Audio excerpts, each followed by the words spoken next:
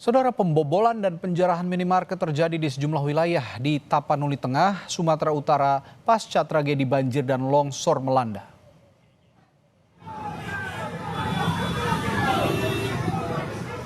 Sejumlah warga terlihat membobol sebuah minimarket dan mengambil barang serta makanan hingga habis. Wakil Gubernur Sumatera Utara Surya mengimbau masyarakat untuk tidak melakukan penjarahan. Dirinya bilang medan yang cukup berat membuat pendistribusian bantuan menjadi terhambat. Pemerintah provinsi telah berupaya secara maksimal untuk mendistribusikan bantuan ke seluruh wilayah yang terdampak banjir dan longsor. Surya berharap masyarakat yang terdampak bisa menunggu datangnya bantuan dari pemerintah sehingga tidak perlu melakukan penjarahan. Ada toko Indomaret habis sejarah. Mudah-mudahan itu